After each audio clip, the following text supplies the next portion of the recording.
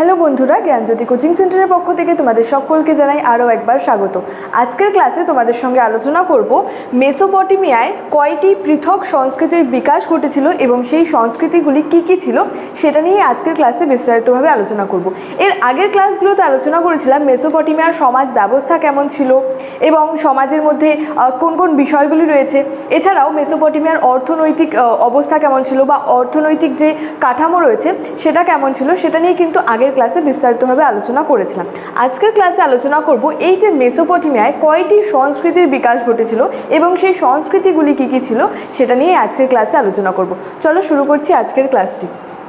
দেখো, প্রথমত এখানে বলা হয়েছে যে মেসোপটেমিয়া শব্দটি যদি অর্থের কথা বলি তো সেক্ষেত্রে মেসোপটেমিয়া বলতে বোঝায় হচ্ছে যে নদীর মধ্যবর্তী ভূমি বা নদীর মধ্যবর্তী স্তরকে। তো এই যে এখানে নদীর কথা বলা হয়েছে, মূল এখানে দুটি নদীর কথা বলা হয়েছে, একটা টাইগ্রিস এবং আরেকটা হলো ইউফ্রেটিস।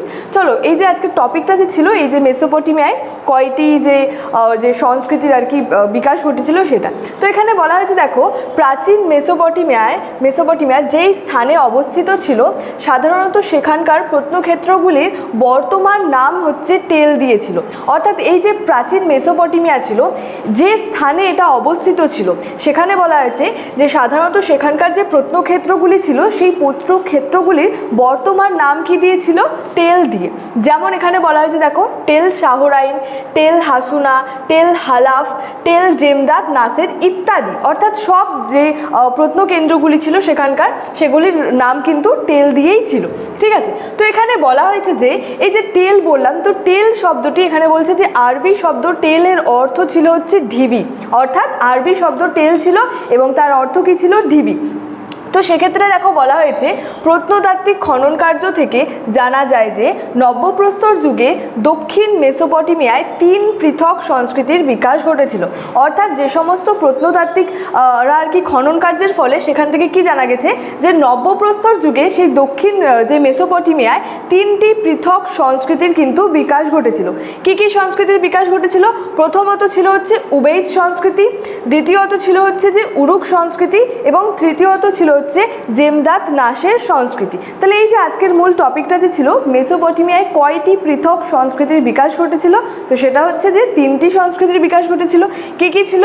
উবেইদ সংস্কৃতি ছিল, উরুক সংস্কৃতি ছিল এবং জেমদাত নাসের সংস্কৃতি ছিল। এবং এই সংস্কৃতির সময়সীমাটা কি ছিল? দেখো, এই যে উবেদ সংস্কৃতি রয়েছে সেই উবেদ সংস্কৃতির সময়সীমা হচ্ছে 5000 খ্রিস্টপূর্ব থেকে 4000 খ্রিস্টপূর্বাব্দ।